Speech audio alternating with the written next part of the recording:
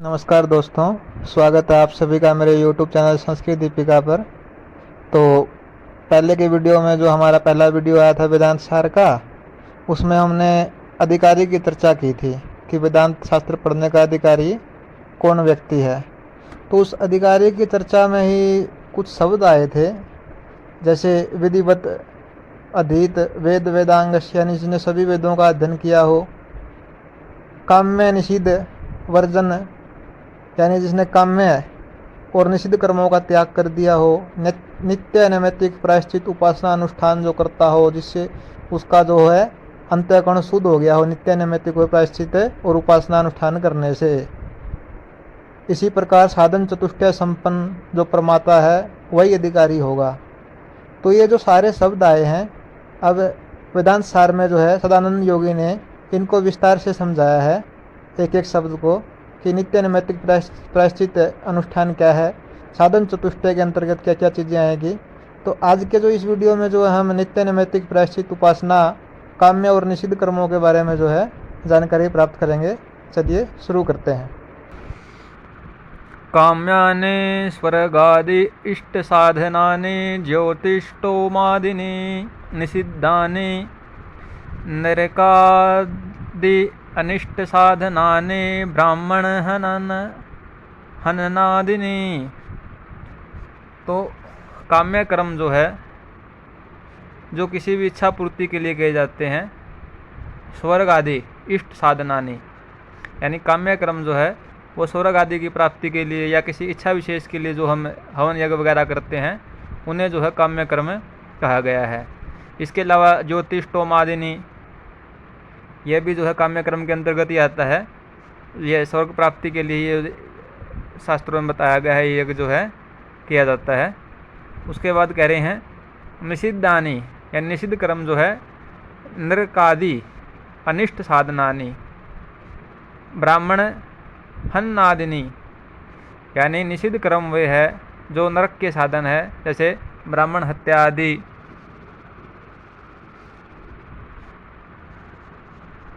जैसे ब्राह्मण हत्या, गौ हत्या, गुरु निंदा, ये सब जो है निषिद्ध कर्म है। तो जो एक अधिकारी, जो वेदांत शास्त्र का जो अधिकारी है, उनको जो है इन काम्य और निषिद्ध कर्मों का जो है पहले त्याग करना पड़ता है, तभी वो जो है वेदांत शास्त्र को पढ़ने का अधिकारी बन पाता है। जो है हमने नित्य नैमित्तिक और उपासना कर्मों की बात करी थी, तो आइए नित्य कर्म को देखते हैं कि क्या है नित्य कर्म। नित्यानि अकरणे प्रत्यवाय साधनानि संध्या वंदन आदिनी,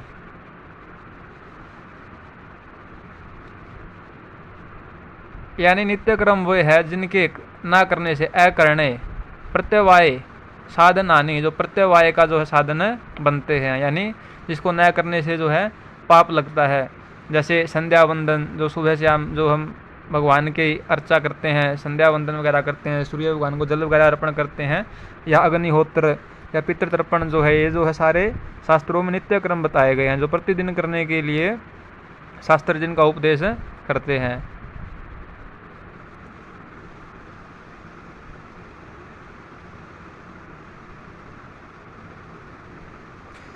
फिर कह रहे हैं नैमित्तिक कर्म। नैमित्तिकानि पुत्र जन्मादि अनुबंधिनी जातेष्टयादिनी, यानी नैमित्तिक कर्म तो वे है जो पुत्र जन्म आदि के समय पर जातिष्ठी संस्कार वगैरह किए जाते हैं, यानी किसी शुभ अवसर पर जो है किसी निमित्त जब हम कर्म करते हैं, जैसे पुत्र जब जन्म होता है तो जातिष्ठी संस्कार होता है। इसी प्रकार जो है नामकरण संस्कार होता है, या कोई पार्टी या फंक्शन जब हम किसी उद्देश्य को लेकर के करते हैं, तो वे जो कर्म है वो नैमित्तिक कर्म है। प्रायश्चित कर्म की व्याख्या कह रहे हैं, प्रायश्चितानि पाप अक्षय साधनानि चंद्रायणादिनी, यानी प्रायश्चित कर्म तो वे हैं जिनसे जो है पाप का क्षय होता है, यानी पाप के क्षय के साधन है। उदाहरण के तौर पर दिया चांद्रायण व्रत। चांद्रायण व्रत जो है एक बड़ा प्रसिद्ध व्रत है। इसकी जो रखने की विधि जो है शास्त्रों में इस प्रकार बताई है कि दो पक्ष हमारे यहाँ है, एक शुक्ल पक्ष एक कृष्ण पक्ष। जैसे जैसे जो है शुक्ल पक्ष में चंद्रमा बढ़ता है, वैसे वैसे जो है हमारे एक बुजुर्ग रखते थे, तो पहले दिन जो एक निवाला लेते थे, दूसरे दिन दो, तीसरे दिन तीन, यानी जैसे जैसे चंद्रमा बढ़ता है पहले से ही इसमें तय हो जाता है कि इतनी भोज्य सामग्री मैं प्रतिदिन एक ही समय लूँगा, और ये 15 दिन तक फिर जो है बढ़ती चली जाती है। और ऐसे ही फिर कृष्ण पक्ष में इसका जो क्रम है निवालों का वो घटता जाएगा, यानी 1 महीने तक ये व्रत चलता है। बड़ा ही कठिन व्रत है, तो ये प्रायश्चित व्रत के अंतर्गत आता है। इसी प्रकार कुछ लोग जो है तीर्थ स्नान वगैरह जो है प्रायश्चित के तौर पर करते हैं, तो ये जो है प्रायश्चित क्रम के अंतर्गत आ जाएंगे, जो जिससे जो है पाप का अक्षय होता है।